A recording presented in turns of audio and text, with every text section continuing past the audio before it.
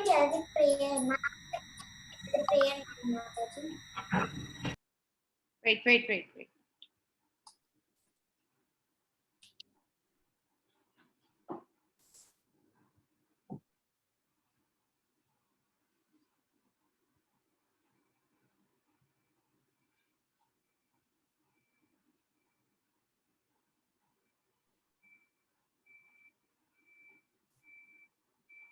Yes, Mataji, can we start? Can we start, Mataji? Start. ॐ अज्ञानातिमिरान्धस्य ज्ञानाञ्जनशलाकया चक्षुरुन्मिलितं येन तस्मै श्रीगुरवे नमः। श्रीचैतन्यमनोभीष्टं स्थापितं येन भूतले स्वयं रूपा कदा मह्यं ददाति स्वपदान्तिकं। वन्देऽहं श्रीगुरो श्रीयुतपदकमलं श्रीगुरुन् वैष्णवांश्च श्रीरूपं साग्रजातं सहगणा रघुनाथान्वितं तं सजीवं साद्वैतं सावधूतं परिजना कृष्णचैतन्यदेवं श्रीराधा कृष्णपादान् सहगणा श्रीविशाखान्वितांश्च हे कृष्ण करुणा सिन्धु दीनबन्धो जगत्पते गोपेशा गोपिका कान्ता राधा कान्ता नमोऽस्तुते तप्त कांचन गौराणी राधे वृन्दामहेश्वरी वृषभानुस्तुते देवी प्रणमामि हरिप्रिये वाञ्छाकल्पतरुभ्यश्च कृपा सिन्धुभ्य एव च पतितं पावनेभ्यो वैष्णवेभ्यो नमो नमः। जय श्री कृष्ण चैतन्य प्रभु नित्यानंद श्री अद्वैत गदाधर श्रीवासादि गौर भक्त वृंदा हरे कृष्णा कृष्ण कृष्ण हरे हरे हरे राम राम राम हरे हरे हरे कृष्णा माता जी। Hare Krishna. So last week we did not have a class, so I was out of station. So this week we'll try to complete Krishna Katha. Okay.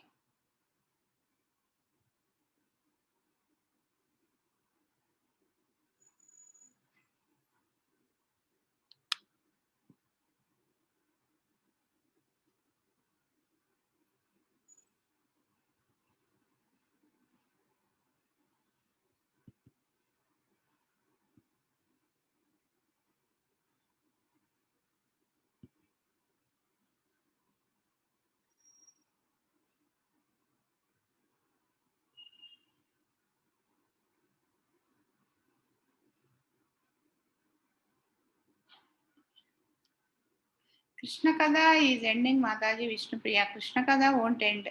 I am ending Krishna Katha. Krishna Katha, all our stories with Krishna are Krishna Kathas.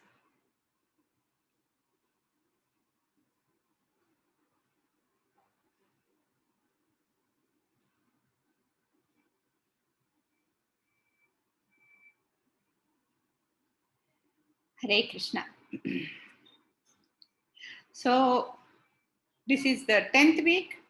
We are discussing about Krishna's pastimes, the lovely stories of Krishna, how Krishna made lot, how Krishna was born, and then how the kind of mischiefs what Krishna has made in his when he was a baby, and then how he has given liberation to lot of demons, and how he has taken care of lot of his devotees. Various things we have been discussing in the past 9 weeks. So today also we'll discuss similar things only. Okay. Right. So last week what did we study? Mostly we discussed some stories, but mostly we discussed about Sri Krishna Tulavaram. This is what we have discussed last week. See, here we have to understand in this Sri Krishna Tulavaram, the main thing what we have to understand is it is not like I have written my 10th class exam, I have passed and it's over. It is not like that. every day is a test for us. Every minute, every second is a test for us. Like any moment, we should never feel proud that we are devotees of Krishna. Actually, we should understand one thing, that we stand nowhere when compared to great devotees. Great devotees means, who is a great devotee? The person who surrenders himself to Krishna, who cannot think anything other than Krishna. He gets up, Krishna comes into his mind.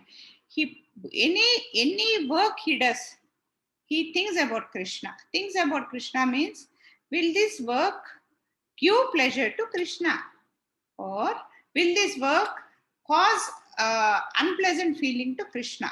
That kind of a feeling, a questioning should always happen in us. That is what who a real devotee is. Anything that he does for Krishna. Okay, that is what is very important. The day we develop little arrogance or pride, that we are devotees of Krishna, Krishna will take us, and that means we are developing pride, which should not be there for any devotee, or for that matter anybody. Even a student should not have pride that she or he got first rank in the class. If they develop that pride, they won't study properly, and next month they will lose it. So similarly, even in Krishna consciousness, it's very important that we should never forget that we are always under the test bed. The day we don't eat, we feel hungry. Because yesterday we ate lot, 2 plates fulls, it doesn't mean that today we are not going to feel hungry. Again, we are going to feel hungry. Similarly, devotion also, it is a daily, every minute, every second process. Similarly, see, if you understand, becoming Krishna's wives means it is not a joke. They must have been great devotees of Krishna. One of the becoming mothers of Krishna, pair like Yasoda, Devaki Mata, and becoming wives, mean first-hand relationship with Krishna, becoming his brothers, sisters, becoming his friends, becoming gopis is not that easy. They must have been great devotees in their previous lives. So, in that devotion, they must have desired to have become to develop that relationship with Krishna.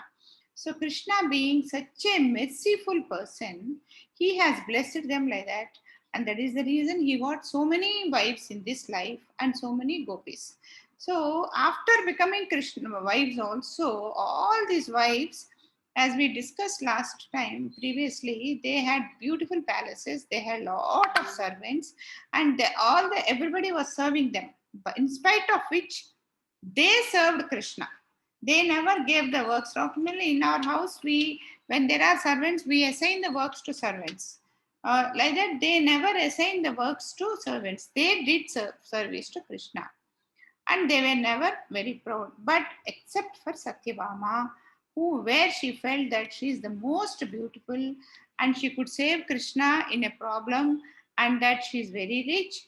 And so when she tried to dominate others' wives, and when she tried to grab Krishna for herself, we should understand Krishna is not one person's property. He is for everybody. He is equal to, for him, all are equal.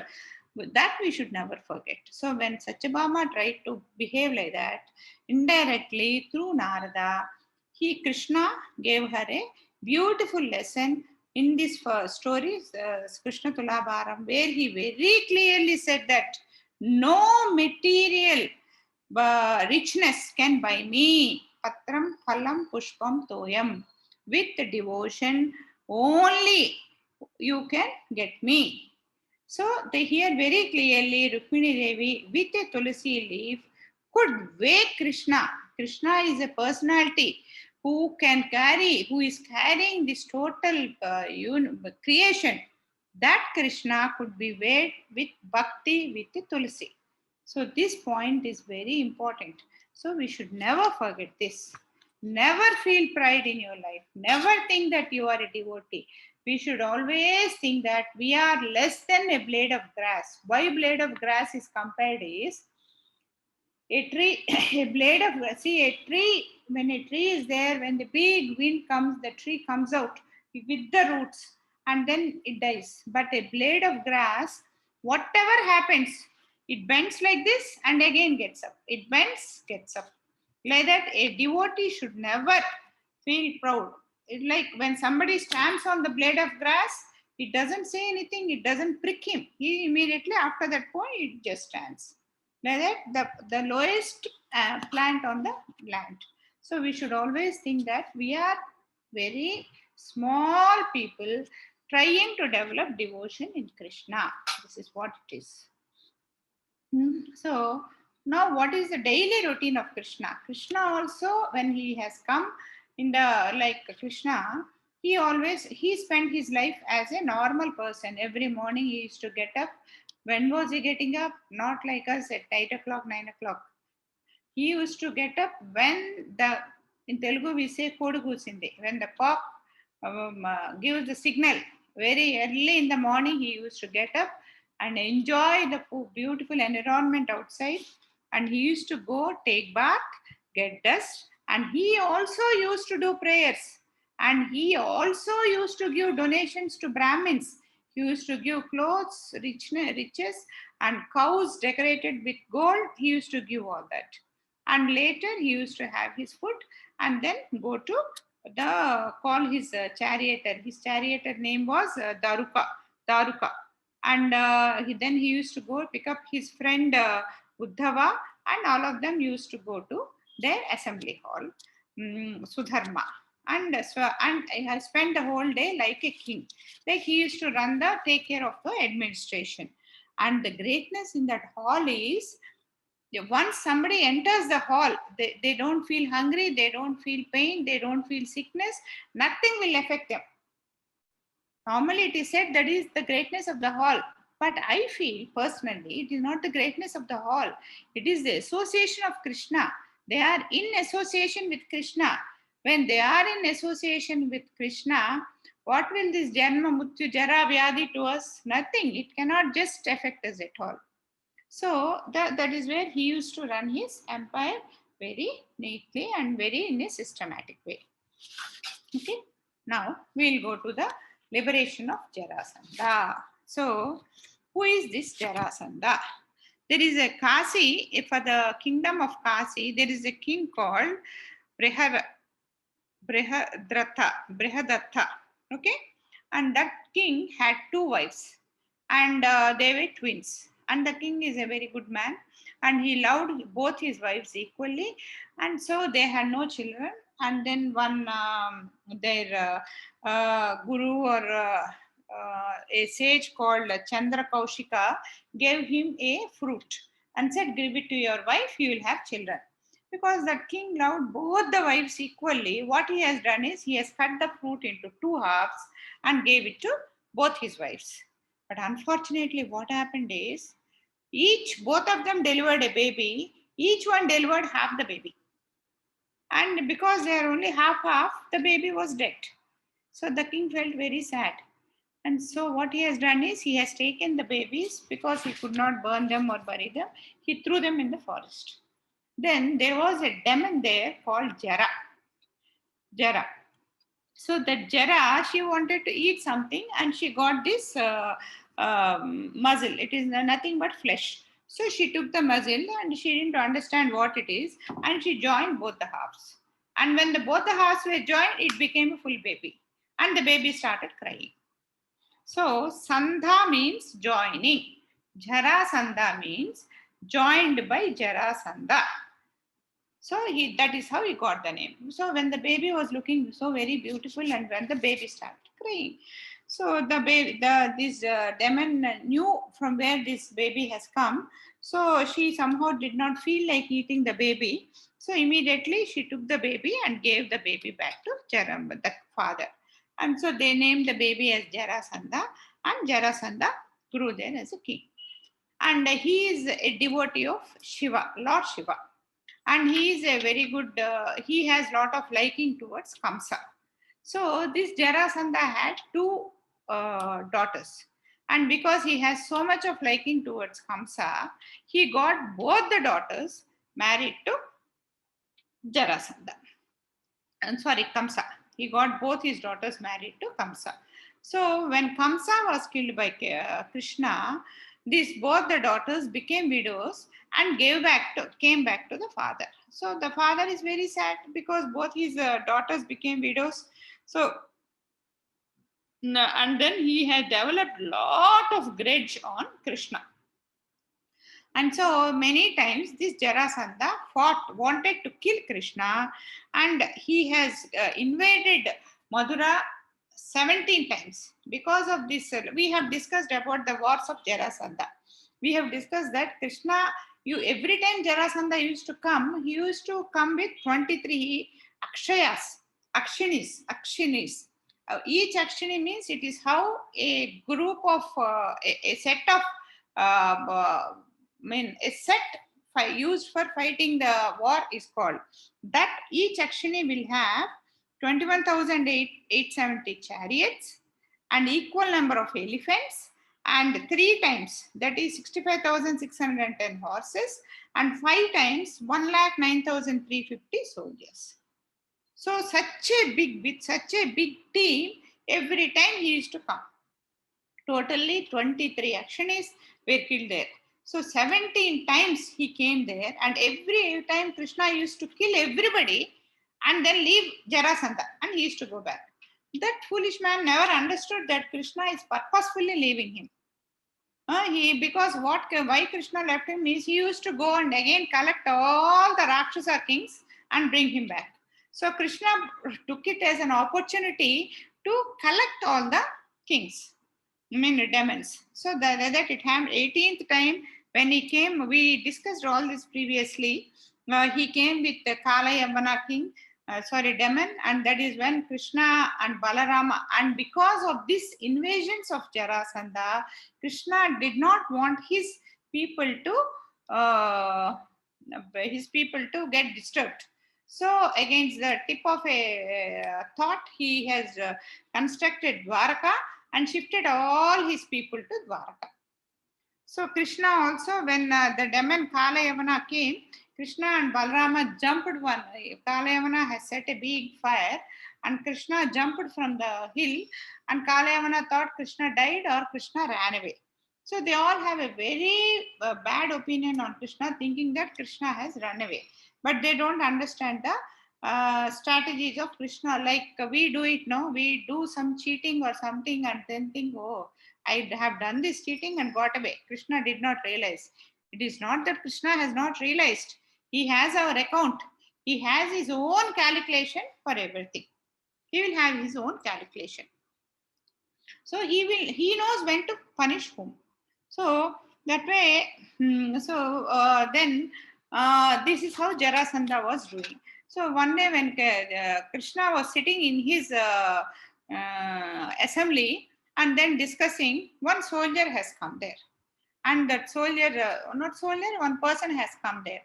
And he said, Krishna, you have to save us because we are facing lot of problem with Jarasandha. This Jarasandha has till now conquered 20,000 kings, not 20,000 kings, and kept them arrested in his kingdom. And that means he has conquered 20,000 kingdoms. So you have to save us. And then at the same time, Narad Maharshi also came. And then Narad Maharshi told that I'm coming from Hastinapur. Who is living in Hastinapur? There, these Pandavas are living. So Krishna is very happy. Krishna loves Pandavas. So he inquires on matter. How is Pandavas? How are all these people? How are my grandparents? Everything he inquires. And then Narada says all are doing good.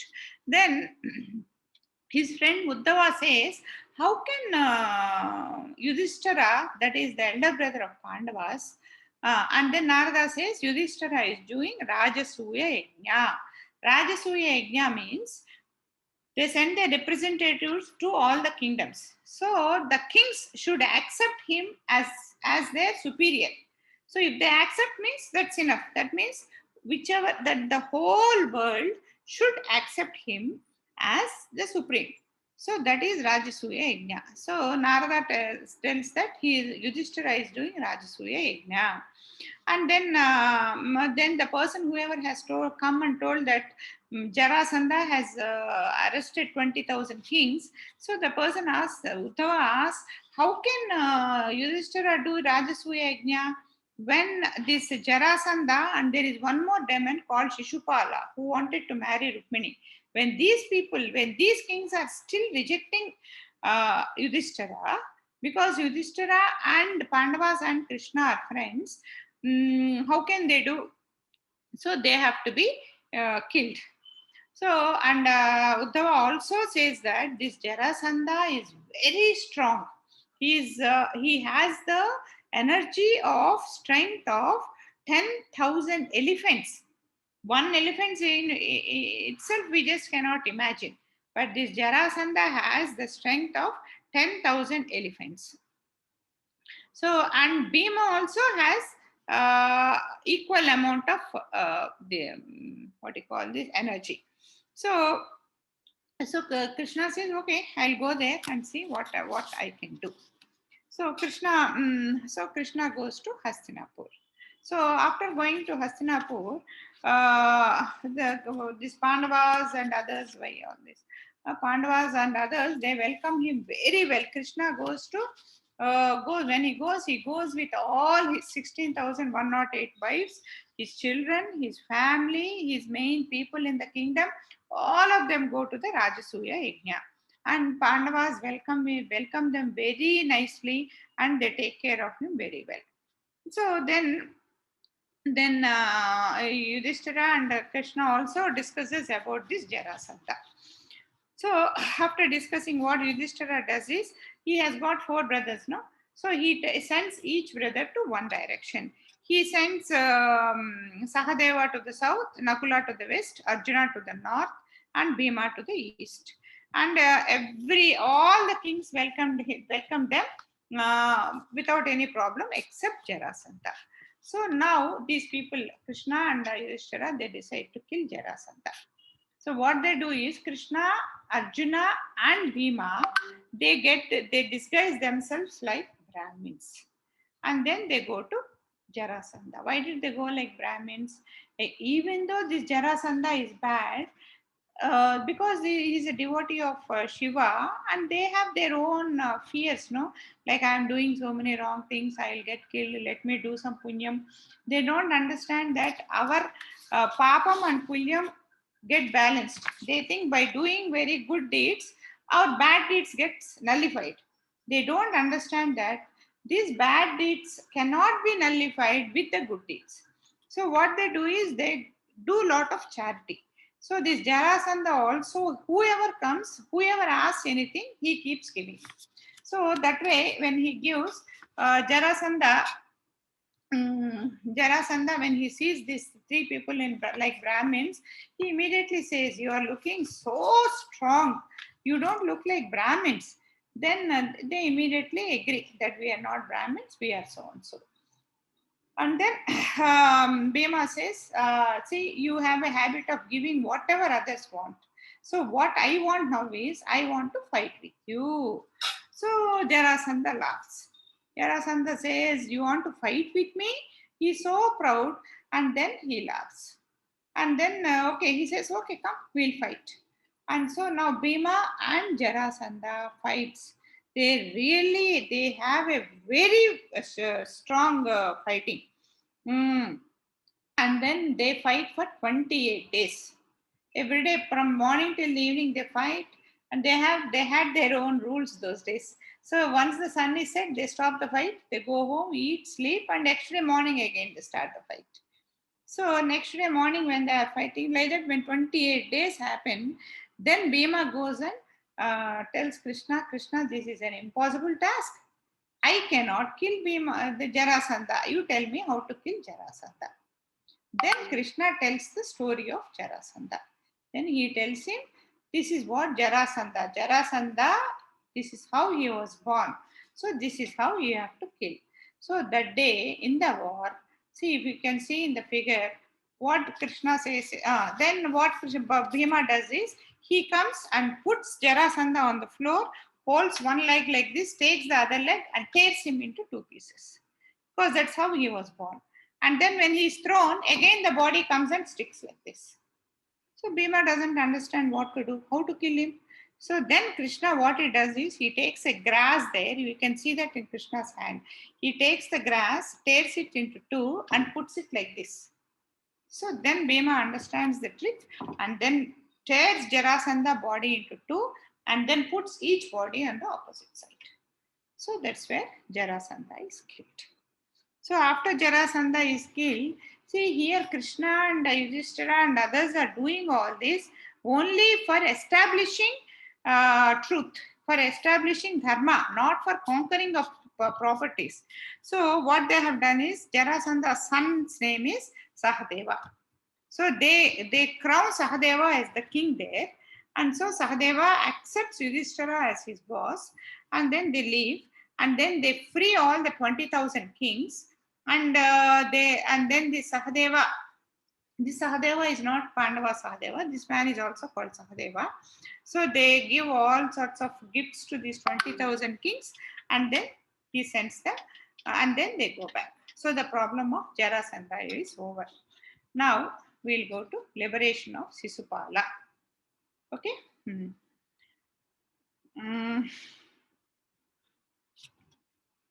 So what happened is what happens is now the Rajasuya Yajna starts. So very great munis, rishis come like Krishna Dvaipayana, Vasudeva, Sukracharya, Vidura, and devotees like Vidura, and teachers like Krupacharya, Dronacharya, and then all their relatives like Karna, Duryodhana, all the Kurukshetra, Kauravas with their families, everybody come there. And when what do you call them? I'm not getting this.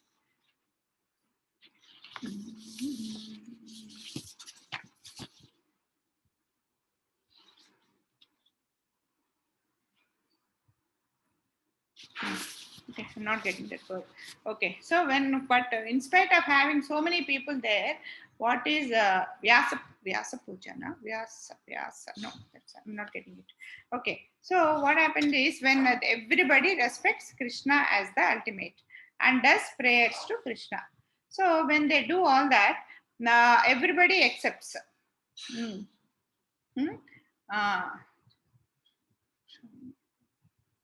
No, not Agra Puja, Amma. There's some other word. Not Agra Puja. What is that?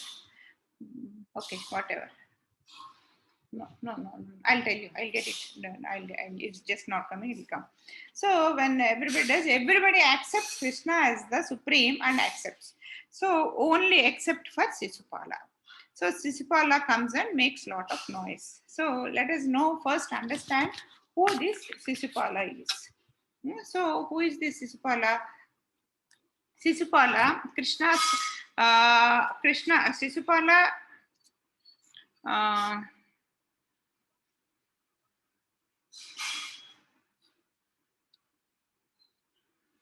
Sisupala is the son of Chedi Raju.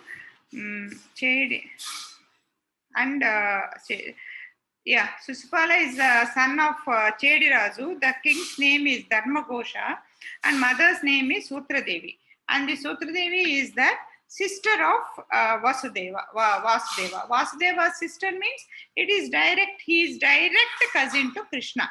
So when he was born very ugly.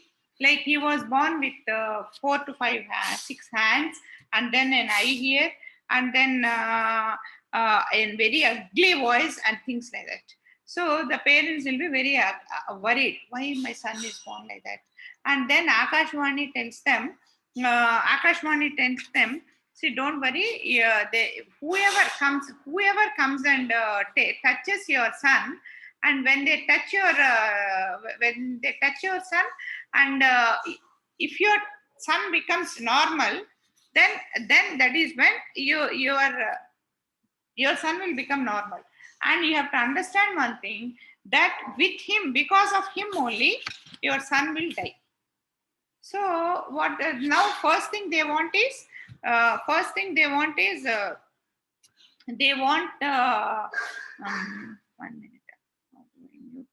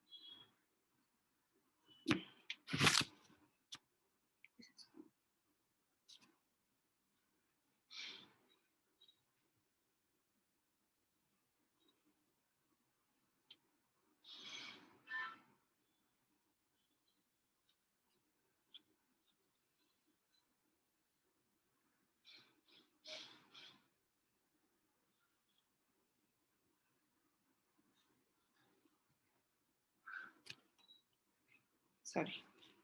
So Sisupala, when he was born, what you're able to hear me now? Yeah. So when Sisupala was born, the Akashvani tells that whoever comes and touches your son, and when your son becomes normal, he is the person who is going to your son will become normal, and because of you, that man only, your son will be killed. So whoever comes to the house, they used to give their son to the that person. So one day Krishna and Balarama comes there, and then when his Shishupala's son mother gives Shishupala to Krishna, immediately that man becomes okay. Then now Shishupala's mother knows. Shishupala's mother knows that it is in Krishna's hands that. Yeah. So it is in Shishupala's hands, his son is going to be killed. But whether good or bad, every mother wants her son to live. So what she does is she goes and requests Krishna, Krishna, as per Akasvani, you are going to kill my son. Please don't kill my son. So then Krishna is a merciful God. So he says, okay, I will not kill him until he does 100 mistakes. See, doing 100 major mistakes is not easy. So she has given a mercy to her, saying that I will not kill your son 100 until he completes 100 mistakes. And later, and then but Sisupala, as usual, because of his this thing, he keeps on doing mistakes. Sisupala is the one to whom Rukmini's brother Rukmi wanted to give Rukmini in marriage, and that is when Krishna wanted to marry Rukmini wanted to marry Krishna. So Krishna came and kidnapped Rukmini. So from that time, Shishupala has got lot of grudge on Krishna, and from that time he has done lot of mistakes.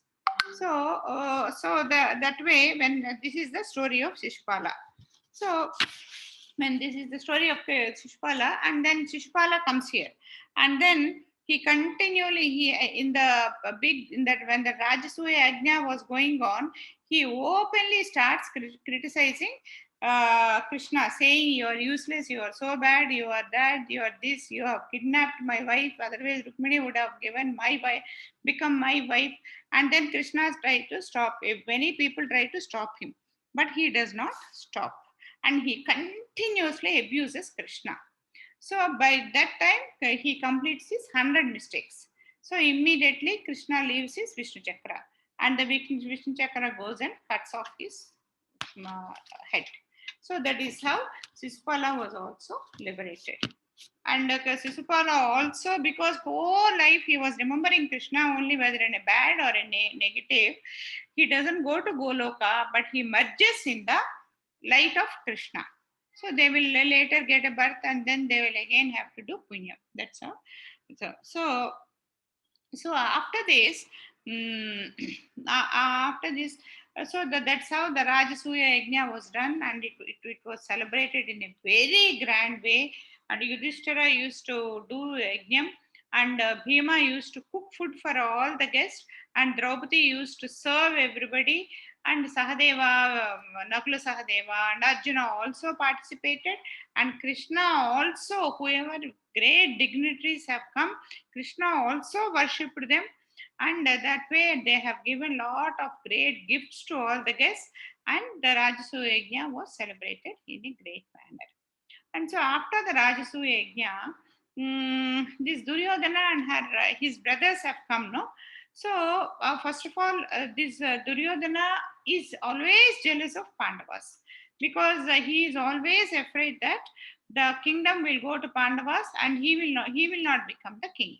So he is always afraid, not in good relationship with the Pandavas. So and now the Pandavas has established their great kingdom, and he is doing such a great Rajasuya Yajna, which he cannot do. And and and one more grudge he has got is, Draupadi is the wife of Pandavas, and he wanted to marry Draupadi. But when Draupadi was married, there was a Swayamvaram which was announced. In that Swayamvaram, what was in every Swayamvaram, there are two ways of doing. One, the a princess, she simply takes a garland and puts it in the neck of a person whom she likes. The other way is, the men who come for the Swayamvaram, they are given a test which they have to pass. And so those were the days when these Pandavas, we have learnt about this Laksha Gruham, no? Where these Pandavas were kept, and Duryodhana sets fire to it, and the Pandavas and their mother Kunti escapes from there with the help of Krishna. We learned about this. So those days, Duryodhana was thinking that Pandavas died. But these Pandavas were roaming around in the dress of a Brahmin, and then they hear about the Draupadi Swayamvaram. When they hear about the Draupadi Swayamvaram, so they also come and attend. And for that Swayamvaram, this Duryodhana comes, and Karna comes, and everybody comes. So the test that was given is, you can see on the screen there, no? There is a big water bowl there, on which, on the top, there will be a fish which is rotating round and round. The fish will be continuously rotating up there, and you have to see the shadow of the fish in the water. And then looking down at the shadow of the fish, you have to hit the fish eye, not just the fish eye. Only when you do that, it means you have won the Swayamvaram. You understood, no? You have to see down in the water, in the shadow of the fish, and hit the fish eye. That's how you have to win. So nobody could do it, and Arjuna could do it. And then Draupadi marries Arjuna. Later again, she becoming the wife of 5 Pandavas. That's all a different story. Here, I don't know whether this is really a part of Mahabharata, or certain stories, byproducts they develop, no? Once Arjuna asks Krishna, I don't know this is whether it is from Mahabharata or not, but very interesting. So I thought I'll share with you. So one day Arjuna asks Krishna, for everything everybody says, it's your mercy. See, it was my talent with which I hit the fish on the top. But everybody says it is because of you. What is your role in this? Was Arjuna's question. Then Krishna says, yes, it was your talent, everything was set well, and you could do it. But see, if I wanted, I would have set a small breeze which would have disturbed the water. And then, if the water is disturbed, you can never see the fish on the top. You can never hit the fish eye. This is my mercy. Or you can take it the way that I have taken care that No breeze has come that time and the water is disturbed. Okay, so that is how the God's mercy is. We can always think, what is God doing? I am studying, I am learning, I am going to school, I am writing, I am getting marks. What is God's greatness? The memory which God is supporting us, that is Krishna's greatness. If Krishna has cut the Wi-Fi now, finish, our class will go. So that is how we should understand that God's greatness is never seen. Only when some shortage is there, we will understand that we are missing it from the God. Okay, this is Draupadi. Again, this is also the Duryodhana has a grudge on Pandavas that he wanted to marry Draupadi and Arjuna has won Draupadi. This is also a grudge. So what happens is all this Duryodhana keeps boiling within himself that so much of bad has happened to me because of these Pandavas. So, and then this Pandavas has had a beautiful palace which was really fantastic. It is not simply the artistic values. The construction was made so beautiful that certain things which are there cannot be seen. Certain things which are not there can be felt. Like we feel that the window is open, and then when we try to walk inside, we just hit the wall. That was the technology those days, and we feel the door is closed, but there is no door there. You can happily walk inside. So like that, the palace was done so beautiful there. So Duryodhana goes and keeps watching. At one or two places, he gets struck. He thinks there is a wall, but some soldier comes and seriously walks inside. There is no wall here. Like that, he keeps wondering. And when he goes, you can see a carpet there. So that carpet, when Duryodhana thinks it's a carpet, so immediately what he does is he puts his leg on the carpet and he falls into the water pond there. And here also there are many stories. I really don't know which is correct. They say that lot of this is a palace, no? So all the Draupadi and all her associates live there. When they live there, they say either those associates, they see a big king falling into water and they all laugh loudly. And when they all laugh, when somebody is laughing, we normally go and say, why are you laughing? And then we also try to look at why they are laughing and laugh. That way, Draupadi also came there and said, why are you laughing? And with a smile, she goes and sees there. And that is when Duryodhana looks up. And then he thinks that Draupadi is also laughing at him. This is one story. The other one, they say Draupadi also has laughed. But we don't know. But Duryodhana has seen Draupadi laughing at him. And so, first of all, falling down itself was an insult for him. And beyond that, Draupadi laughing at him is a much, much bigger insult for him. So, that is how Duryodhana's grudge on Pandavas has led to a lot of things. That's where Duryodhana feels very much insulted, and that is one of the reasons why he has insulted Draupadi in the Mayasabha. Okay. So this is how, and that is how the Rajasuya Yajnam has ended. And when Krishna was not at Dwaraka, one demon king by name Selva comes for a fight on Dwaraka.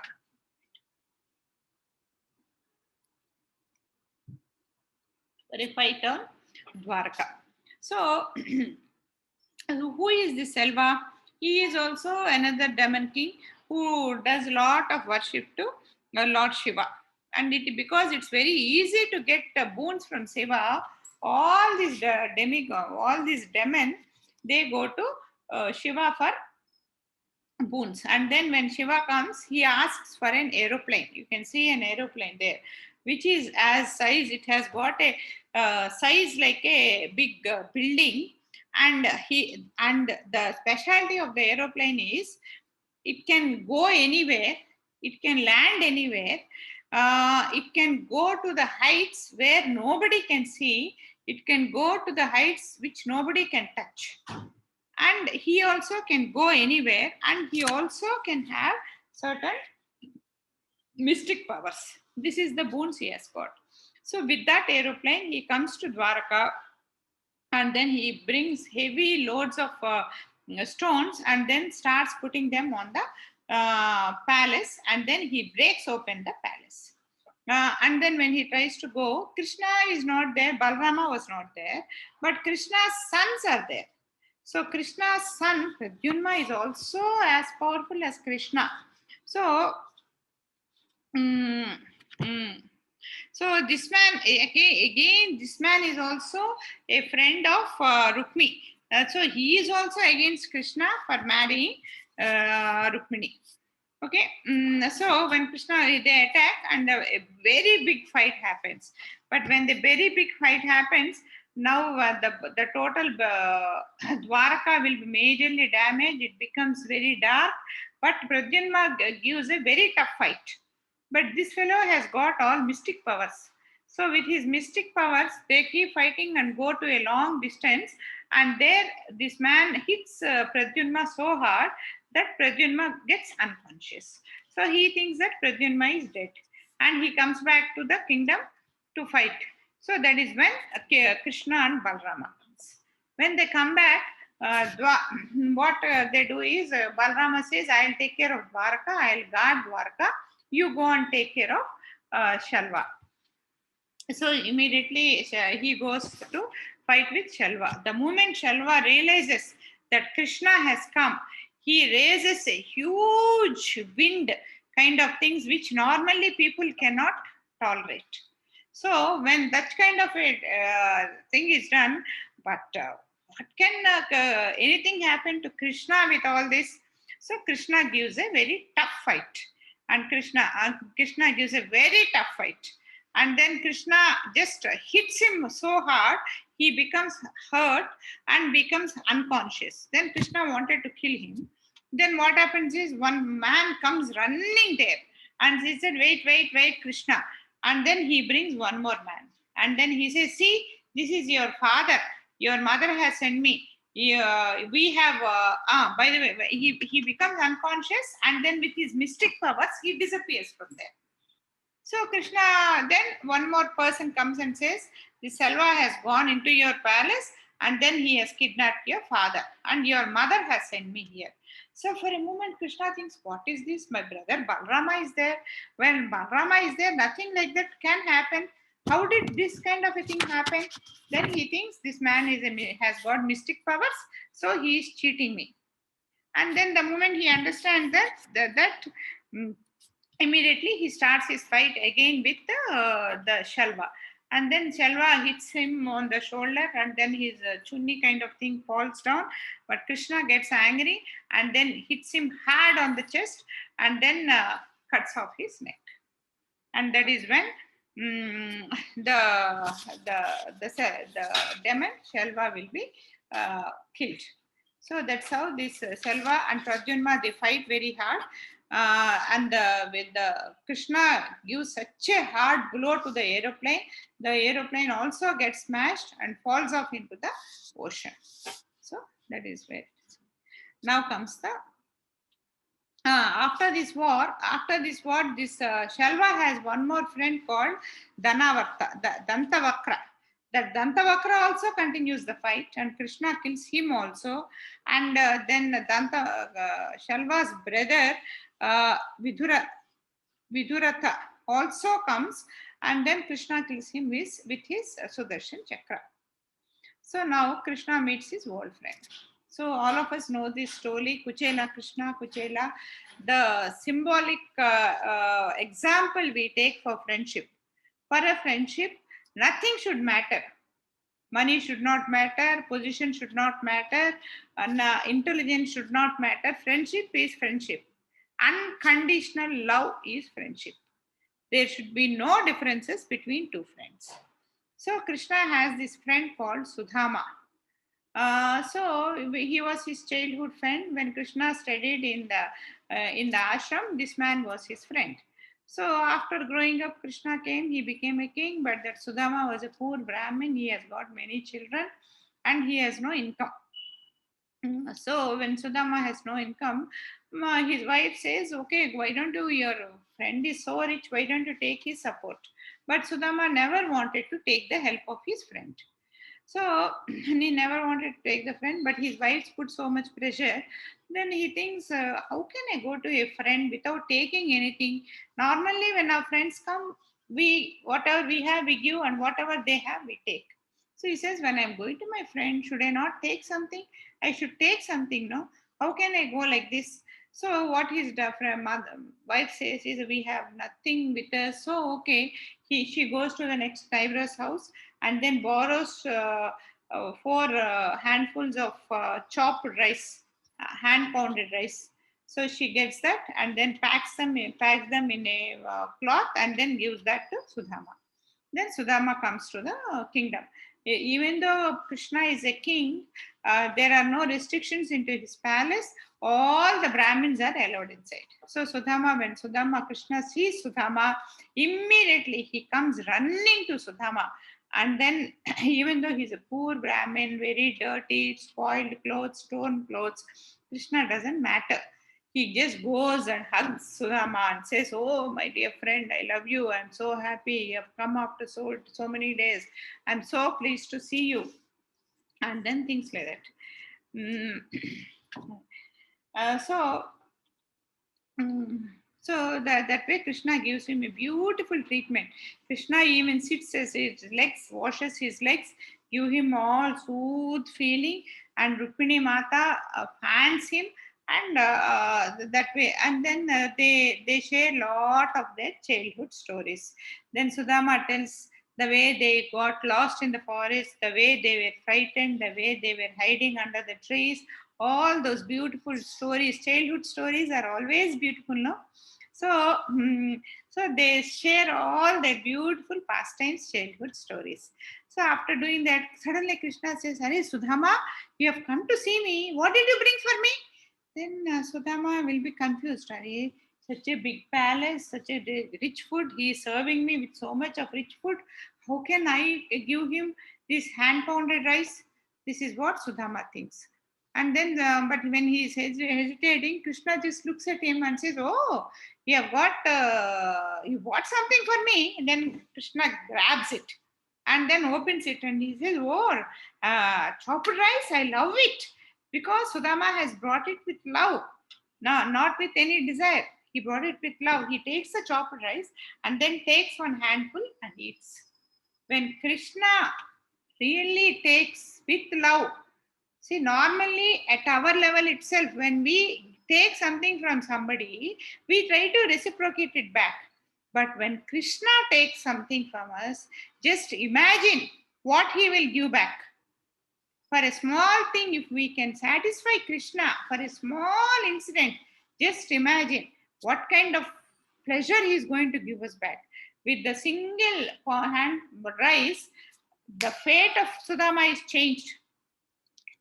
Sudama's poor house become a big palace, everything, all riches, everything comes. And then Krishna takes one more handful. Then Lakshmi Devi comes and holds his hand and says, no, no, no, don't take. See, you take with so much of love. Whatever you take, I have to give back.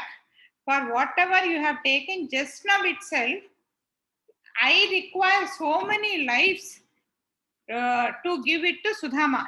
If you start eating like this will be an endless story. Sudama will never go to Goloka. Here he has to keep enjoying.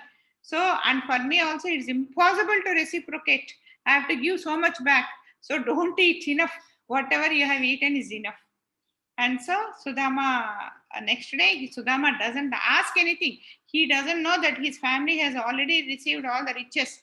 He just came, saw his friend, ate whatever his friend gave, and then his friend only took the hand pounded rice and he says, felt happy and he goes back home.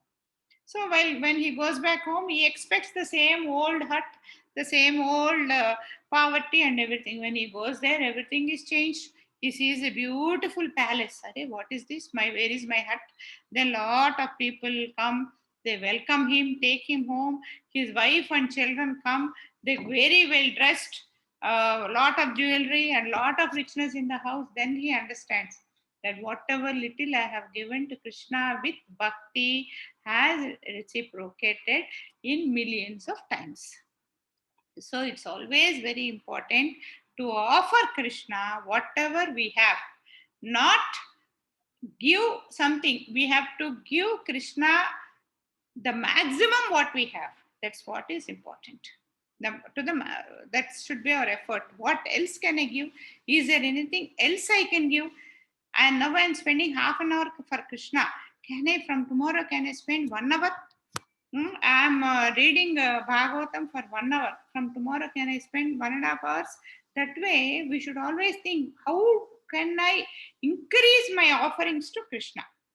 That is, should be our mindset. Okay? Okay. Now, Krishna brings back the 6 dead sons of Devaki.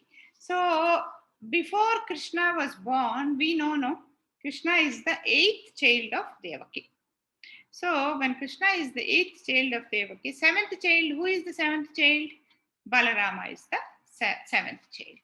So, so Krishna, normally they say what is said is, for Krishna to enter our lives, what is important is we should get rid of Kama, Krodha, Bodha, Veda, Lobha.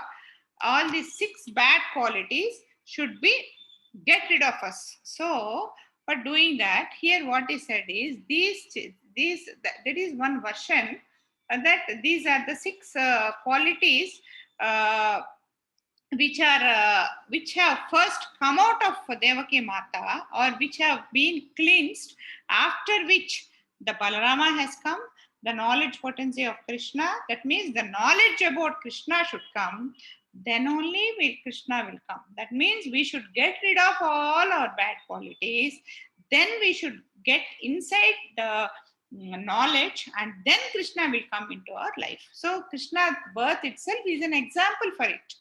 So, but here Devaki Mata, whatever said, is a mother, and she has seen her child. It is not a child being born and dying. A child, a healthy child which was born. The child was killed cruelly. Like, how did Kamsa kill? He just threw the child on a hard rock. Can we imagine a just born baby taking and hitting on the hard rock and smashing his head? We can't even imagine like that. That kind of a horrible death they have faced. So sometimes she keeps wondering and worrying, Amata. See, because they were born to me, my children, how badly they were killed. After all, this Krishna and Balrama, she once shares with Balrama, saying that, see, so your guru Sandipa Muni wanted his son back, and both of you could go and get Sandipa Muni's son. Why you people are not getting my 6 children back? Why don't you get my 6 children also back? I want to see them once. This is how she keeps worrying. So Krishna and Balrama think, okay, after all, it is the responsibility of a child to give happiness to the mother. So they think, okay, let us go and bring back the children. So they go to the lower planets. Like I have never explained to you the planetary system.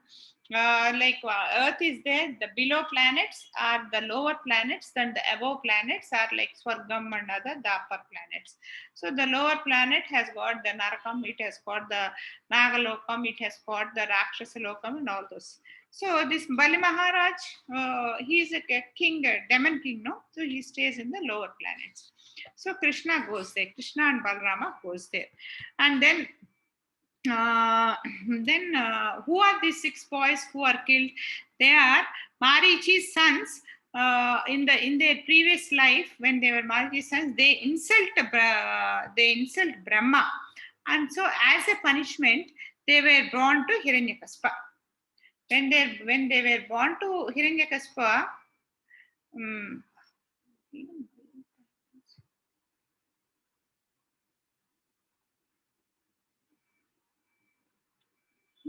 when they were born to Hiranyakaspa, So that is, in their next life, they were born to Kalanemi.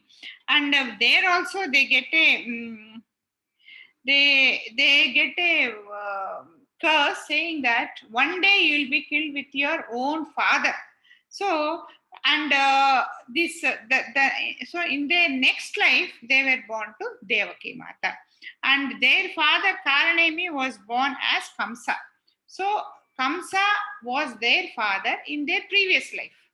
The way the other day we studied, no, Satyabhama was the mother of the person. As when Bhudevi, she had a mm,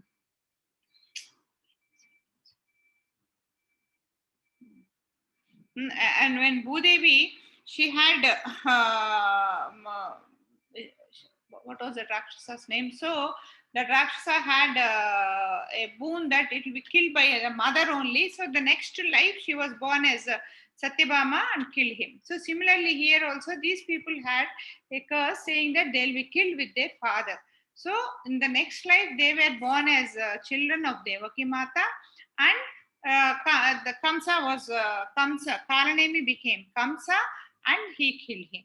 So all these 6 children were there, and so Krishna, now that their curse is over, Krishna promises to send the 6 children back to their original higher planets, and then brings all of them to Mother Devaki. So Devaki Mata recognizes them, and then she takes them very affectionately. But when they come in the same form in which they were killed with Devaki Mata, like a just born babies. And so when they come to the mother as a baby, they take the milk of Devaki Mata. That means they have taken the milk from a lady from whom Krishna also has taken the milk. So, so that itself is a prasadam. So they have taken direct prasadam of Krishna Bhagavan. So they were all liberated and goes back. Okay, next is Krishna meets Vrindavanavasi. So this is one question all of us have. After meeting Vrindavanavasi, did Krishna never met Vrindavan? No, Krishna never went to Vrindavan, but Krishna meets all of them once. So this eclipse. So whenever there is an eclipse, what we are supposed to do is, like a lot of people during the time of eclipse, they take bath in holy waters. So and then they do lot of rituals, and a lot of yajna yagas are also done. So when Krishna was there also, there was a big eclipse. During that time, Krishna came to Kurukshetra. The place is called Kurukshetra. There were 5 sacred lakes there. So Krishna goes there and tries to, the Krishna goes there with all his paraphernalia, with his wives, children, kingdom, everything, and on his elephants in a great manner, and then tries to, he takes part there. So now all these Vrindavanavasi, they come to know that Krishna is coming there, so they all come there to meet Krishna. So first Krishna's mother, Yasoda, Mata also come, and after so many years, she meets Krishna, and they spend very good time with Yashoda Mata. And Krishna also meets his friend Gopas, and there also he enjoys nice time with them, and of course with the gopis. And they all spend there 1 or 2 days. And then when somebody asks why gopis and Gopas did not want to go to Vrindavan, is not Vrindavan, Dwaraka, is they had beautiful pastimes, the beautiful life in the natural environment like Vrindavan. So they really can never enjoy like it is our village life and city life. So they always prefer to stay in that beautiful environment in the memories of Krishna. So they spend 1 or 2 days with Krishna, and from there they go, and Krishna also comes back. This is, they meet them. Okay. Subhadra, Arjuna marries Subhadra. Subhadra, who is Subhadra? Subhadra is the sister of Krishna and Balarama. And here we have to understand one thing. Balarama is, who is Balarama? Balarama is no different from Krishna. Balarama is the knowledge potency of Krishna. He is the caretaker of Krishna. In the time of Ramayana, Rama thought, I have beautiful brothers, nice. How will it be if I have an elder brother who will take care of me? Rama had such a desire. So because Rama got such a desire, this time the same Lakshmana came as an elder brother. And these two had never had any problem with each other, and they were always in very good terms. Okay, so but the mindset, the thought process is different. Krishna is always in the thought process of killing the demons and re-establishing dharma.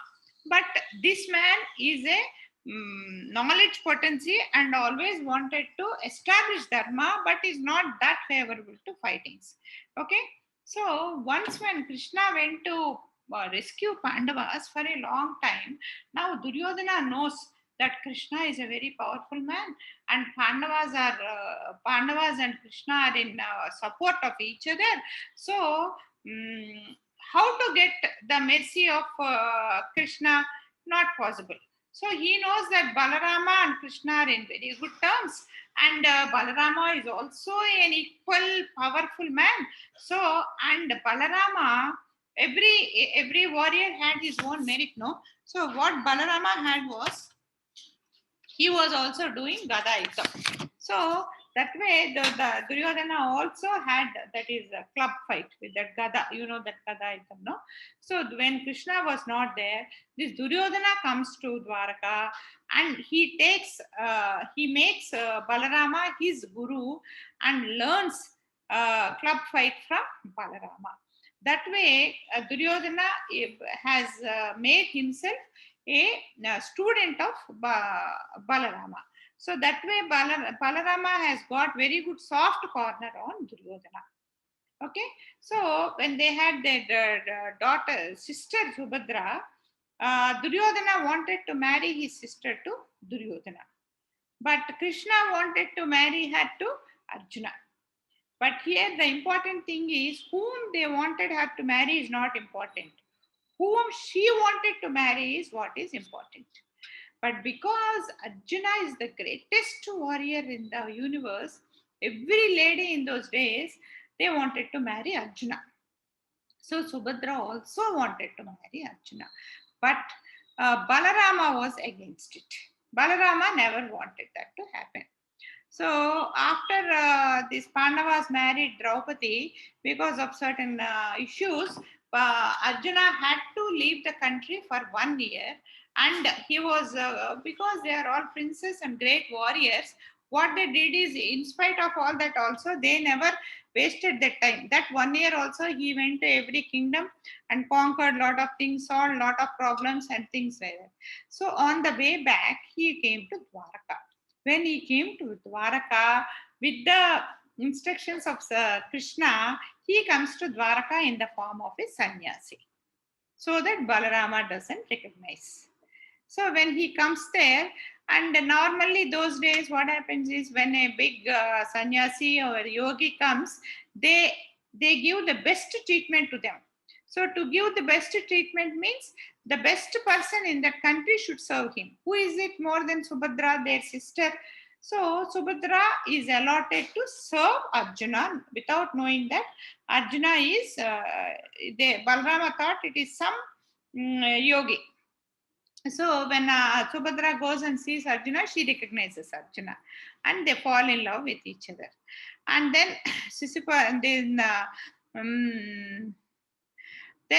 one day, then Balarama realizes that it is Arjuna and tries to arrest her sister. So she says that I am going to temple, and then goes out of the palace, and from there she elopes with Arjuna. That's when Balarama gets very angry, wanted to have a fight with Arjuna. But then Krishna and Krishna's parents, they meet Balarama and say, no, please don't do it, because Arjuna is a great warrior, and it's really a fortune to marry Arjuna. And also because Subhadra loves Arjuna, we should give Subhadra to Arjuna only. When Subhadra doesn't like Duryodhana, we should not get her married to Duryodhana. That way, they convince and nothing happens. They just go and marry. So this is also another reason for Duryodhana to be angry with Pandavas.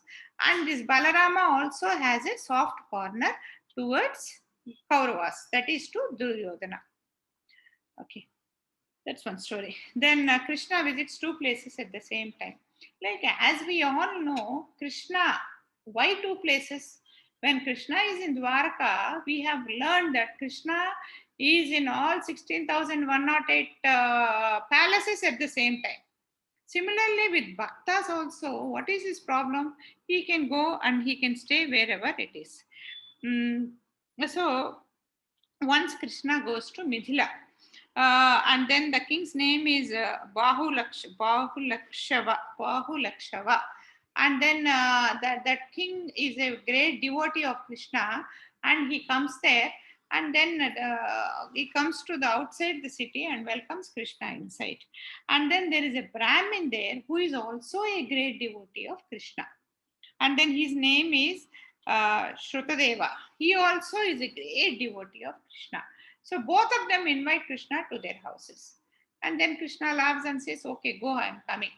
But then everybody gets it out. Where is Krishna going to go? But Krishna is so great. What is his problem? He goes to both the houses. And here the king gives a very rich reception, which Krishna enjoys. And here the poor Brahmin, he just prepares rice and dal, but welcomes with wholeheartedly. That also Krishna enjoys. Okay. And now Balarama goes on a pilgrim. Why does Balarama go on a pilgrim? Is the question. As I told you just now, Balarama has a soft corner on Duryodhana. And now, when the Kurukshetra war has started, Balarama is upset that Krishna, Balarama is upset with the war itself because he is against the fighting. He did not want the war to happen. But the war is happening. He cannot stop. Nobody could stop. Krishna himself could not stop. So he did not want to see the war.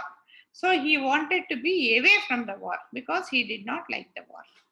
So what he did is, okay, I am not going to be here. I am going to go on pilgrimage. And he goes on pilgrimage. He goes to a lot of rivers. He takes bath and he keeps going. And on the way, he go to Naimisharanyam.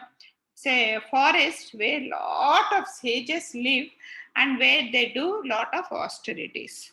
And that is when this man has gone there, one big homam, a sacrifice, a great sacrifice was about to start.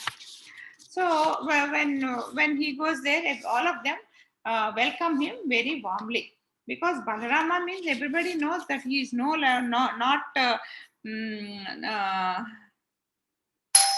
he is no less than he is no less than any one of them. So when Balarama goes there,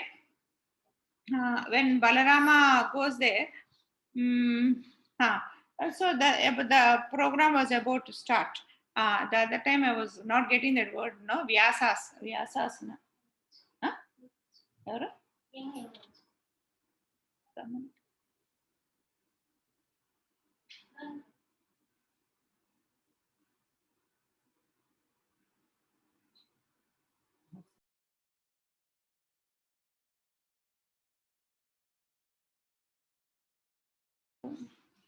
So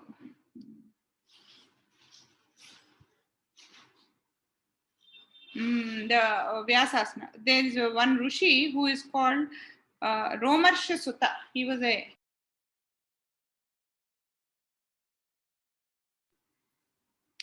there's a Rishi called Romarsha Rishi who was made to sit on the Vyasasana, and he was very well worshipped.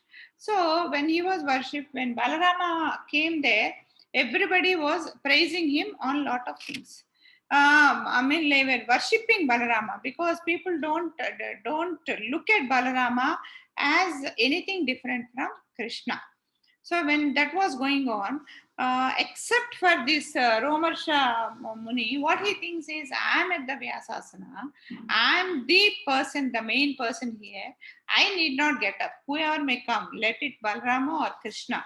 And he thinks in a very bad manner in his mind. So a person sitting in that Vyasasana should be a very knowledgeable person. He should have knowledge. He should know whom to respect, whom not to respect, and things like that. So Balrama gets angry and he just takes a grass and then throws it on the Romashamuni, and immediately that man dies there. Just by throwing a grass, a small grass piece on him, he dies. Okay. So, then all the people ask him, now that this man is dead, who is going to sit at the Vyasasana? Then Balarama makes his son sit there and let them continue the program.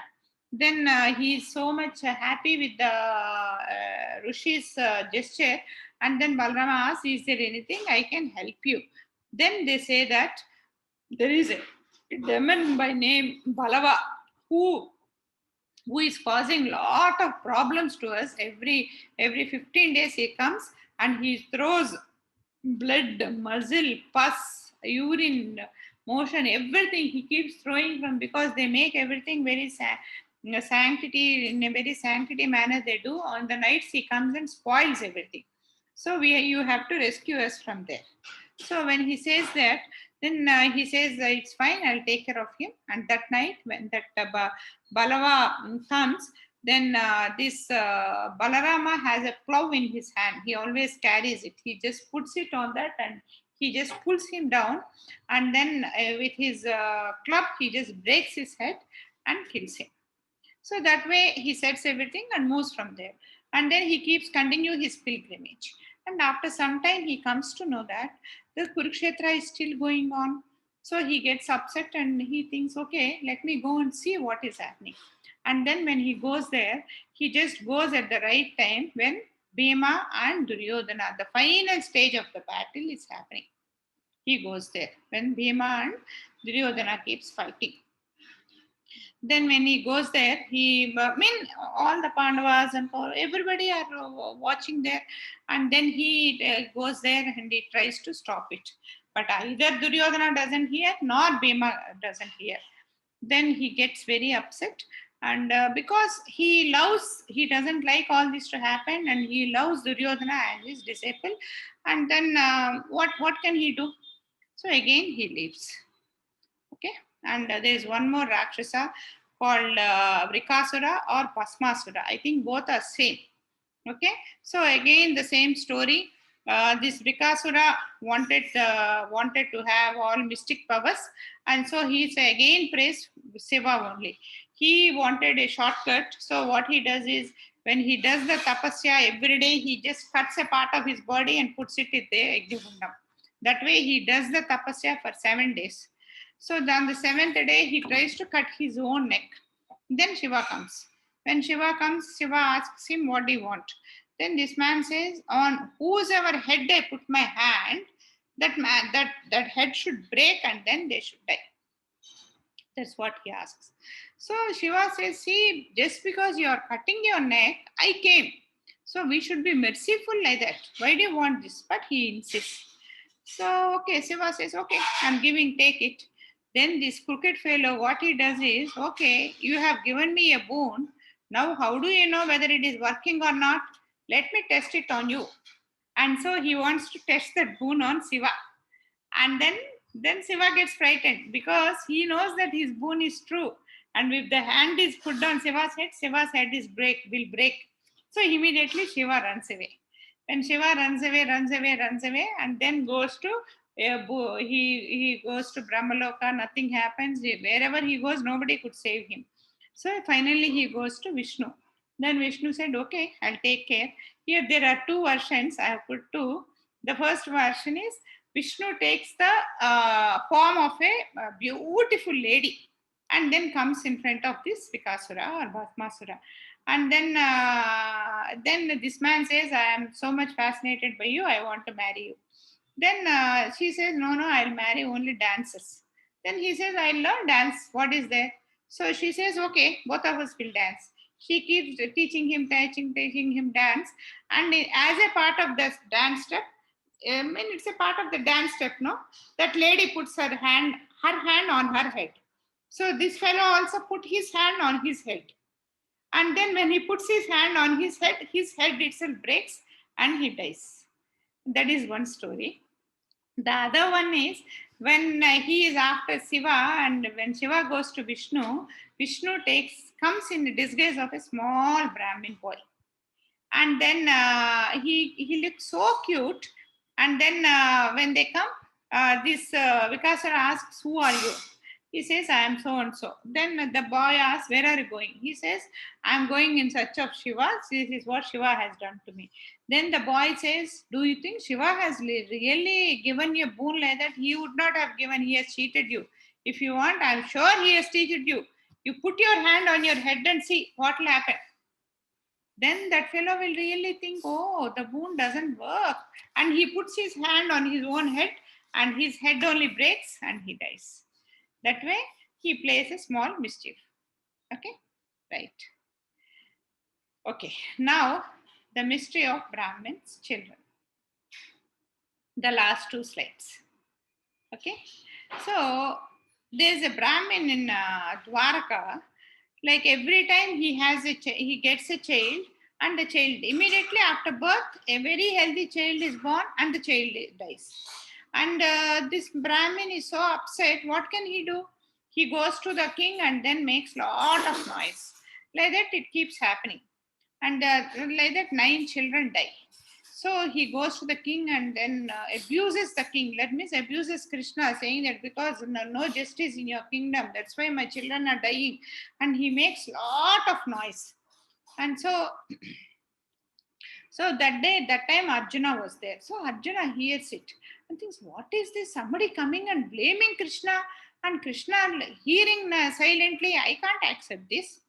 And so what he does is, he says, no, your children cannot die like this. I will rescue your children. So he says, okay, you rescue, I'll see.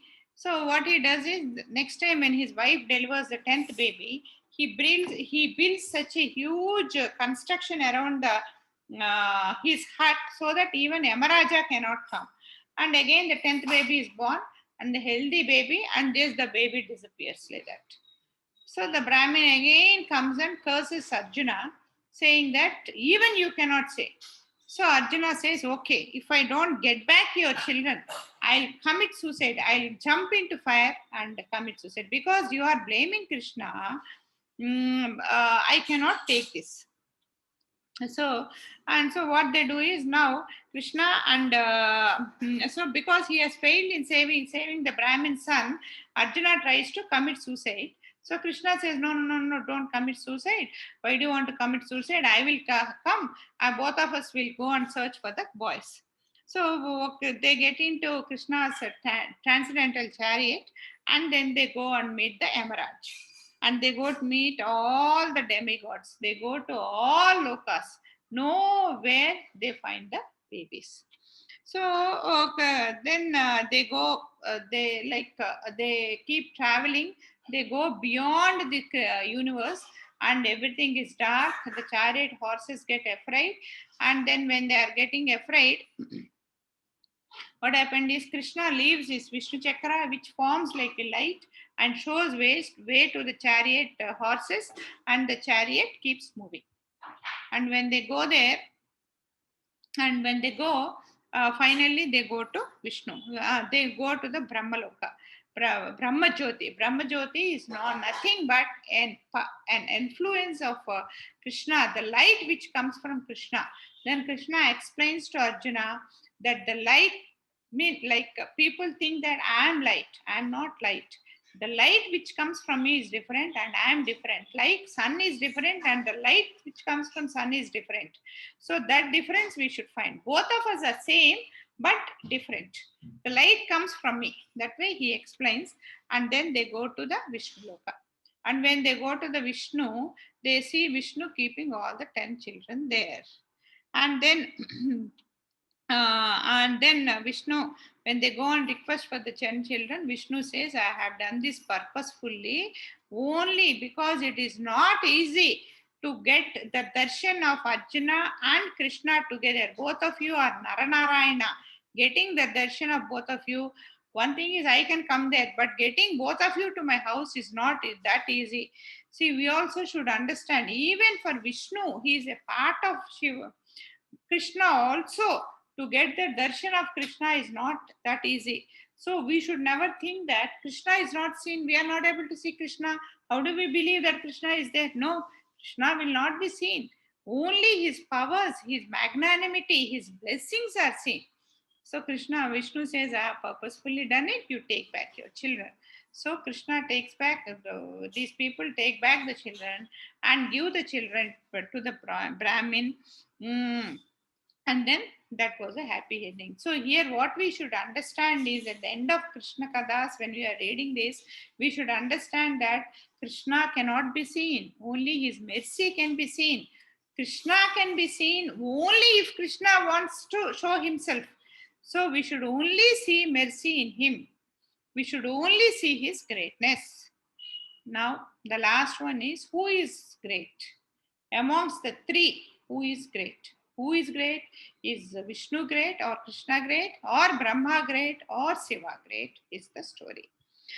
So there is so once all these great sages are sitting next to Saraswati river and discussing about the scriptures. Who is great amongst these three? When then Bhrugumuni, he wanted to test, find out who is great.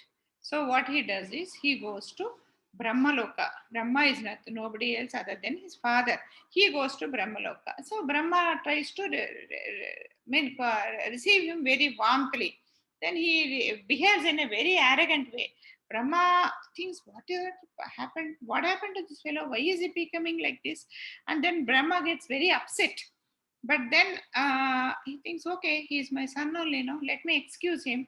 And then Brahma leaves him. That way Brahma leaves him. But just Brahma doesn't understand why he is doing all this. Then he goes to Kailasa. When he goes to Kailasa, Shiva also becomes very happy. Then Shiva goes and tries to hug him. When Shiva goes to tries to hug him, what happens is, he says, you are smelling bad, you are so bad, you always live in smasanam, why are you doing all this? And he talks in a very bad manner. So he goes in a very bad manner. So Shiva also gets very upset. Why is this fellow talking to me like this? He cannot talk like this. And then he gets so upset that he takes his Trisula and tries to kill him. Then Mother Parvati comes in between and says, no, please don't kill him. He's your brother. How can you kill him like this? Don't kill him. So then he escapes from there and comes to Vishnu. And then when he comes to Vishnu, Vishnu also doesn't see him. Then he gets upset and then he takes his legs and kicks Vishnu on his heart. That is the place where Mahalakshmi, Lakshmi Devi sits. Nobody can hit, first of all, nobody can hit Vishnu with his leg, but this man does in a very arrogant way. Then normally they say that is the reason why Lakshmi Devi is normally against giving richnesses to Brahmins. But whatever it is, Vishnu gets surprised. Vishnu doesn't get angry. He thinks, what is this? Bhrugumuni is not like this. Why is he behaving like this?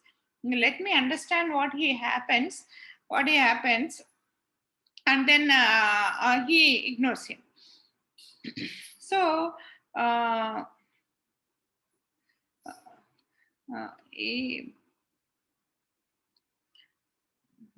no, then he immediately not ignores him. Sorry, somebody is disturbing me here. No, so he immediately gets up from there, and then he goes and holds Bhrugumuni's leg and says, "Arey Bhrugumuni, my heart is so hard. You came and kicked me here. Why did you hit me here? Did you get leg hurt? This is where Sri Mahalakshmi sits. If this part of my body is touched by your leg, that means Sri Mahalakshmi is going to sit at a place where which is made pavitram by the touch of your leg, that way he responds. Then he understands. Then he understands that, see, the others are still, Brahma and Shiva are still influenced by Maya, but it is only Krishna or Vishnu hmm, who is very merciful, will be very merciful and peaceful. Who can be at peace is the question here. Who has got all the knowledge and all the understanding and no emotions, that is the person. So if we go and pray Krishna or Vishnu, we also become peaceful. So it is so important. And then he goes and tells them that I want to, if we all want to be very peaceful, if we all want to have a very peaceful life, it is very important for us to worship Vishnu or Krishna. So it's very important for us to worship Krishna or Vishnu. So that is where we have to do Hare Krishna, Krishna Krishna, Hare Hare, Hare Rama, Rama Rama, Hare Hare, Hare Krishna. So this is where we are ending Krishna Katha. So we have to understand here that Krishna Katha share. Yeah.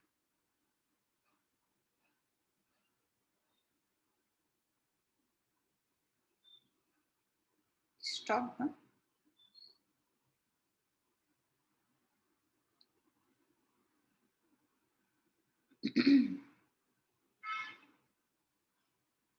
Stop share.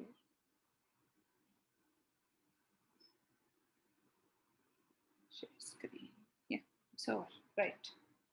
So we have come to an end of Krishna Katha. So are you all happy with Krishna Katha?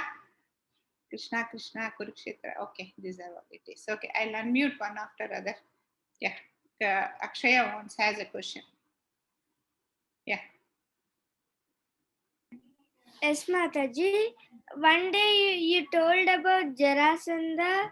No, Mataji. From Kalayavana's eye, he has died. Both are same or both are different? Jarasandha has not died. Kalayavana has died because he came in support of Jarasandha. That time Jarasandha was not dead. It was Kalayavana who died because of some Rishi. Who wakes me? In my eyes, it will come fire. Then he should die like that. He came. That Rakshasa has come in support of Jarasandha. Jarasandha did not die. Jarasandha was killed by Krishna. He has come in support of Jarasandha. Okay. And Mataji, you told Mataji, seventh child is Balarama like that. Balarama is Rohini Mata's. No, again, I think you forgot. Balarama is Devaki's child. Devaki's child only, because Kamsa is going to kill all the children born to Devaki. The baby which was in Devaki's womb, Maya has taken the baby and kept in Rohini Mata's womb. Husband of Rohini Mata and Devaki Mata, both are Vasudeva only. So the baby, half developed baby, was put in the what we are doing these days. Like one children going in some all this. Okay, anyway, that's not for you. You are still. You told Mataji 6 child who dead. They went to lower Loka. They did not do any mistake, no Mataji. Why? That is not mistake. See, one thing you have to understand after all these classes, if we are enjoying or suffering, it is not because what we are doing in this life. It is because of our suffering, because of our deeds in our past lives. So, as I told you, they also have a past history. I have explained, in the past life, they have insulted Brahma. That is why they got the sapam that they will be killed by their father itself. So that's how they were killed by Kamsa, who was their father in their previous life. So they went back, and now that again they have taken the same milk from the lady where Krishna has taken, they got liberated and went back to their original positions. Okay, Mataji. Yeah. Mataji, you told no, Mataji about something Yagna Yudhishthira was doing. Yeah. What is that, Mataji? I did not have. Like, without fighting, they established themselves as the supreme kings on the earth. Okay. So these the four brothers of Yudhishthira went to four corners. They visit every country. He has to say, okay, I accept you. I'm not fighting with you. That means they are accepting Yudhishthira as their boss. Without a fight, they accept them as a boss. Jarasandha and the one Shishupala, everybody accepted. So Shishupala and Jarasandha were killed. Like Rama also did Ashwamedha Yagam, no? That way. So different types of yajnas. Here they did Rajasuya Yajna. Lakshmana is Balarama only, Mataji. Yeah. In the previous life, Rama is Krishna, Lakshmana is Balarama. Okay, Mataji. Hare Krishna. Hare Krishna. Yeah. Saiti, Amma.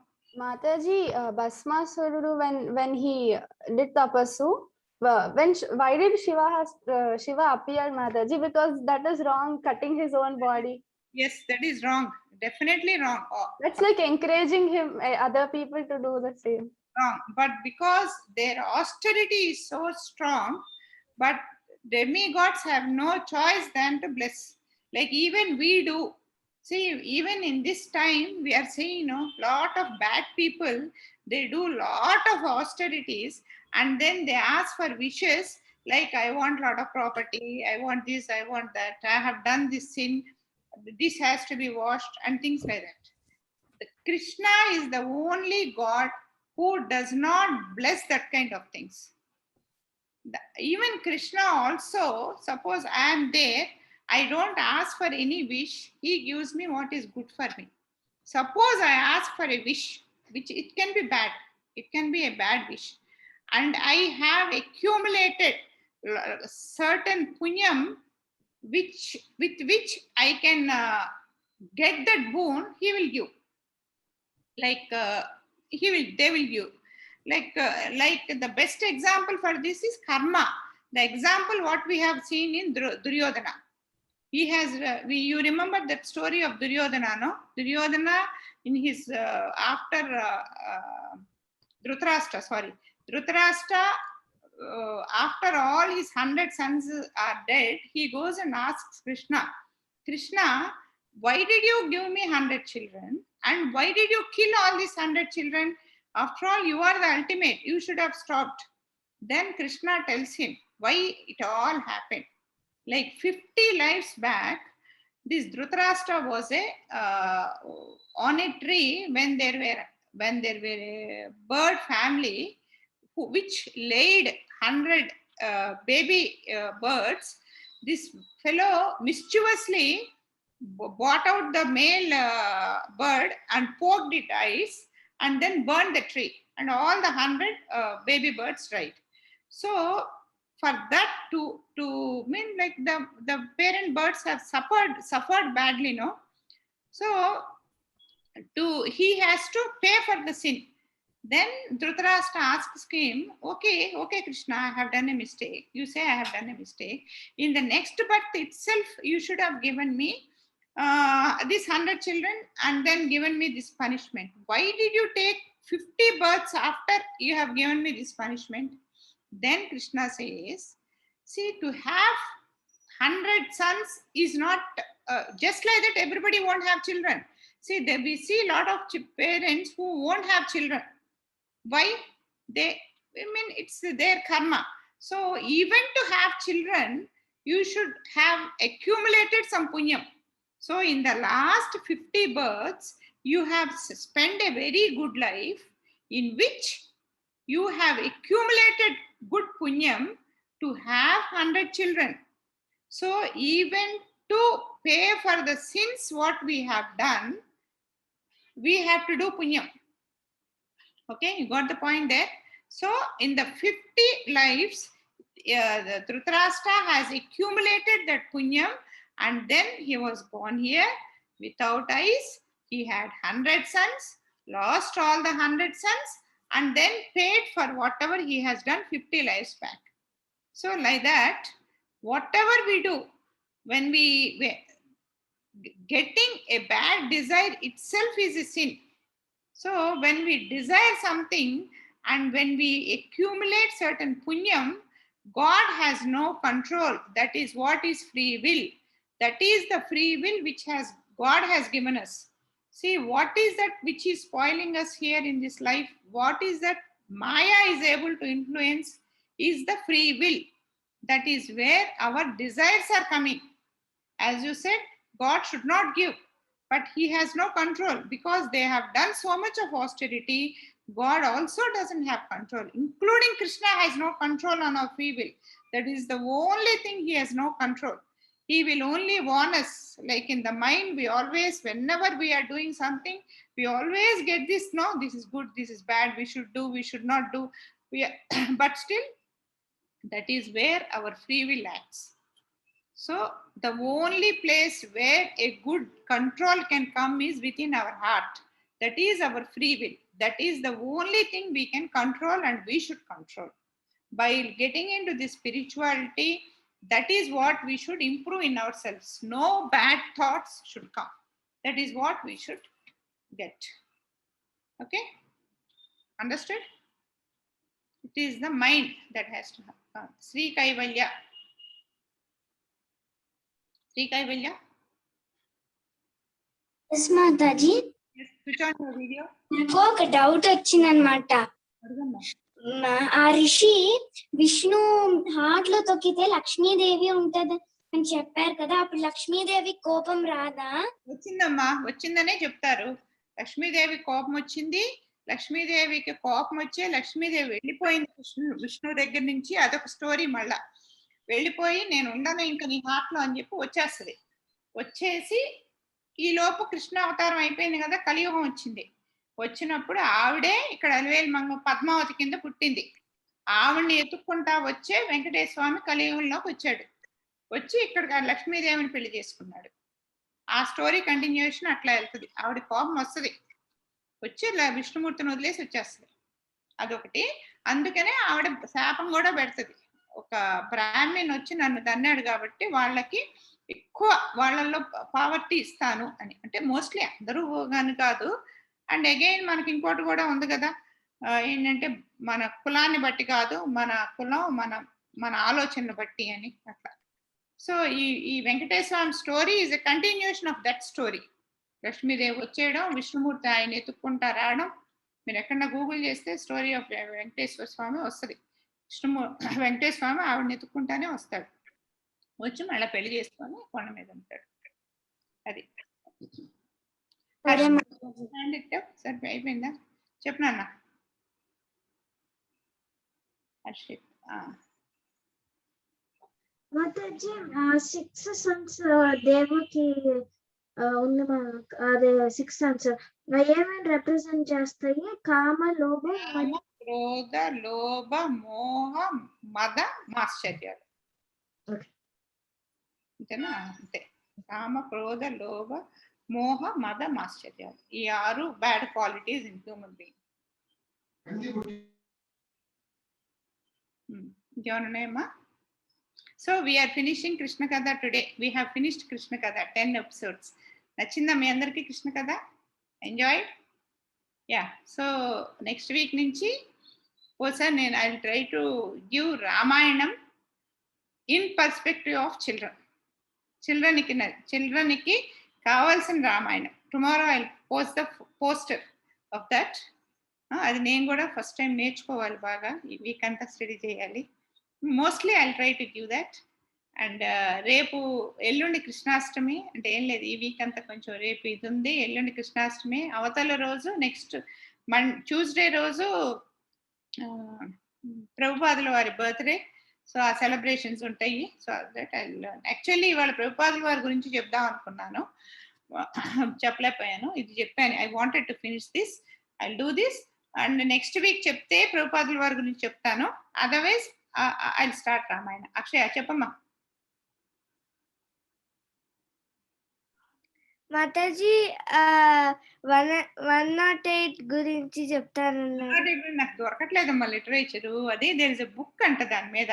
నువ్వు ఆయన అడిగావు కదా, ఆయన 2-3 చెప్పారు కదా, దానికన్నా ఇంకో 4-5 points ఎక్కువే కలెక్ట్ చేశాను నేను. కాకపోతే క్లాస్ అంతా చెప్పేంత రాలేదు. ఓ పని చేస్తాను, నెక్స్ట్ టైం ఊరికే నేను కలెక్ట్ చేసిన కొంచెం ఇన్ఫర్మేషన్ చెప్తాను.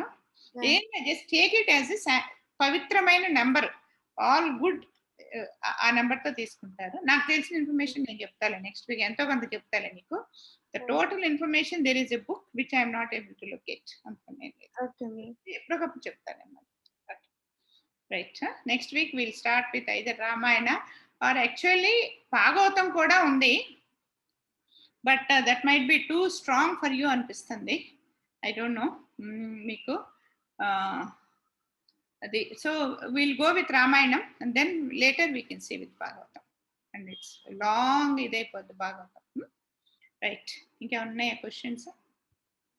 రైట్ అమ్మా. సో రేపు అందరూ జాయిన్ అవ్వండి, 3:30 జాయిన్ అవ్వండి. All of you switch on your videos. We should have great celebration tomorrow. Okay, right. రేపు మా కాసేపట్లో మేము పోస్ట్ షెడ్యూల్ కూడా పోస్ట్ చేస్తాం, ఎవరి తర్వాత ఎవరనేది. So all of you be there. We'll all have very good celebrations. Right. Hare Krishna. We'll stop here. Hare Krishna. Right. ఏదైనా ఒకటి అయిపోతుందంటే భలే బెంగేస్తుంది. అప్పుడు డిస్కవరీ యువర్ సెల్ఫ్ అయిపోయిన రోజు లాస్ట్ రోజు భలే బెంగేసింది. ఇవాళ కృష్ణ కథ అయిపోతుందంటే ఇందా ప్రిపేర్ అవుతుంటే అరే అయిపోయిందా అని భలే బెంగేసింది. రైట్ అమ్మా, బాయ్. హరే కృష్ణ. అందరూ అటెండెన్స్ మార్క్ చేశారు కదా.